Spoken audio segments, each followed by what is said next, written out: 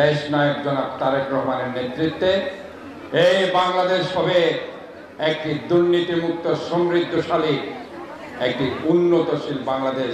31 দফার 24 নম্বর দফাটা কি? আমাদের নারীদেরকে অধিকার নিশ্চিত করা, সুরক্ষা দেওয়া। আমাদের 31 দফার 24 নম্বর যে দাবিটা আছে, দফাটা আছে, অনেকে মনে করেছে যে আমরা 31 দফা এখনই দিচ্ছি, সংস্কার এখন করছে।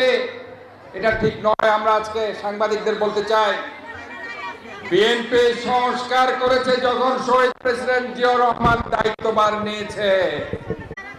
সেদিন বাংলাদেশকে নতুনভাবে অর্থনৈতিকভাবে সমৃদ্ধশালী করার জন্য, গণতন্ত্রকে প্রাতিষ্ঠানিক রূপ দেওয়ার জন্য